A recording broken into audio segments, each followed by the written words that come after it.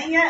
और गाना में भी लोग कहते हैं कि समझना न रेशम का तार भैया, इस राखी को तुम केवल धागा न समझना, यह है तुम्हारे बहन का प्यार भैया। बहन और भाई एक कोख से जन्म लेते। द्रौपदी ने एक धागा, उंगली कट गई, चक्र सुदर्शन प्रकट हुआ, शिशुपाल का वध हुआ, उंगली से थोड़ा से रक्त बहा, तो द्रौपदी ने ये नहीं देखा कि ये साड़ी मेरी बहुमूल है, और फाड़ करके तुरंत उंगली में बांध दिया। भगवान ने कहा मेरी बहन चिंता मत करो, मैं तुम्हारी रक्षा करूंगा। जिस प्रकार से तुमने मेरी रक्षा करी है मैं तुम्हारी रक्षा करूंगा। और आज साड़ियों का अंबार लगा दिया भगवान ने। एक छोड़े इतना फाड़े हुए वस्त्र के बदले में दुशासन ने साड़ी को खींचा तो वस्त्रों का भंडार लग गया। आज भगवान विष्णु हमारे इतने प्रसन्न हो गए 52 अवतार में बलि से। राजा बलि ने अपना सर्वस्व दान दे दिया। अभी सुना ना, पग पाताल शीश अजधामा। भगवान ने एक पैर में पृथ्वी को नाप लिया, एक में आकाश को, स्वर्ग को। कहना तीसरा पैर कहाँ रखूं, तो उन्होंने अपने सर को झुका दिया। इतने गदगद हो गए भगवान 52 हमारे, और बलि को वरदान दे दिया कि तुम पाताल के राजा बनो, और भविष्य में कभी कालांतर में तुम इंद्र भी बनोगे, स्वर्ग के राजा बनो, और तुम्हें पाताल में मैं नित्य दर्शन देता रहूंगा, तुम्हारा चौकीदार बन के रहूंगा। यहाँ तक भगवान ने कह दिया। तुम्हारे वो 52 द्वारों में, 52 दरवाजों में मैं पहरा दूंगा। अब इधर हलचल मच गई। लक्ष्मी मैया ने जब ध्यान संभाला, मेरे पति देव नारद जी ने भी खबर दे दिया।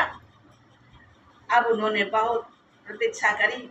उसके बाद मैया इसी रक्षाबंधन के दिन, आज रक्षाबंधन है, आज बहन जो मांग ले वो भाई दे देता है। आज हमारी लक्ष्मी मैया बढ़िया सुंदर श्रृंगार करके और बलि के द्वार पहुंच गई पाताल में, और बलि को सुंदर सा राखी बांधा। राखी जो रक्षाबंधन है, राखी बांधने का विधान है कि पहले भैया को पूर्व और उत्तर का मुख में होना चाहिए, मुख दिशा पूर्व हो, पूर्व की तरफ मुख हो या उत्तर की तरफ मुख हो। फिर उसके सर पे रुमाल रखे या कोई कपड़ा रखे, फिर उसको तिलक करे, समूचा चावल अच्छा जिसको कहते हैं लगाए, और फिर दाहिने हाथ में राखी बांधे, और राखी बांधने के बाद कुछ मीठा खिला। तो आज हमारी लक्ष्मी मैया ने आरती भी करती है। उससे पहले लक्ष्मी मैया आज 52 को इसी प्रकार से राखी बांधा।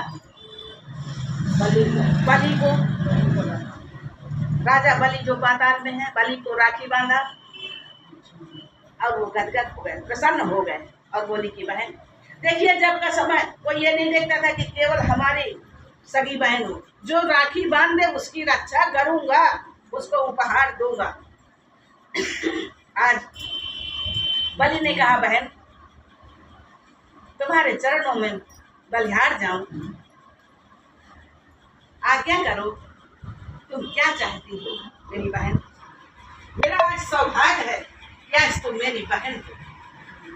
उन्होंने कहा भैया कुछ नहीं चाहिए। अरे कहीं नहीं कुछ तो कहें कि अच्छा यदि देना चाहते हो तो भैया ये जो आपका द्वारपाल है ये हमें उपहार दे दो।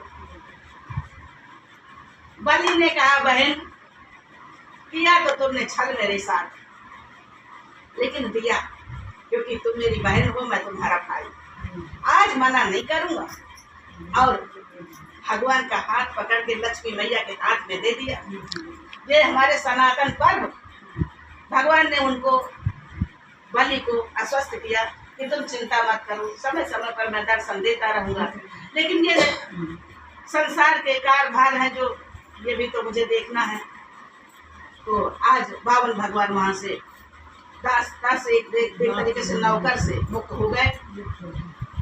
आज हमारी बहनें अपने भाइयों के राखी बांधती हैं और दीर्घ आयु की भगवान से याचना करती हैं।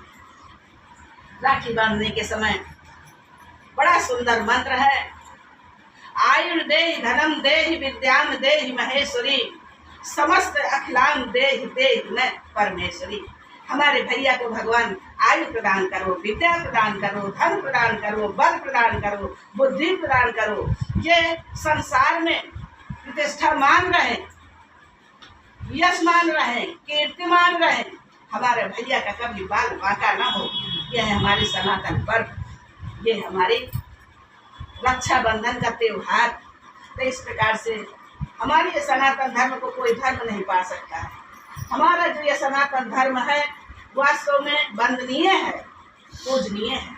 समय समय पर ये सारे पर्व आते हैं और इन पर्वों का आनंद हमारे भारतीय जन उठाते हैं।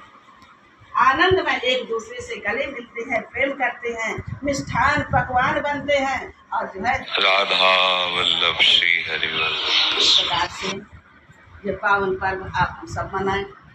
गुरुदेव की कृपा से अब पर्वों का आनंद समझ में आने लगा है, तो पर्वों का आनंद लेते हुए सारे पर्व मनाएं। सत्संग की निष्ठा कभी ना टूटे, सत्संग में प्रियता बनी रहे। गुरुदेव का दिया हुआ ये ज्ञान है, जिस ज्ञान को हम केवल और केवल अपने हृदय में, पेटकल में, दर्शन में नित्य लाते रहें और व्यवहार जगत के सारे काम करते रहें। जिस प्रकार से अभी श्रवण किया कि बहन के माध्यम से कि वह गोपियाँ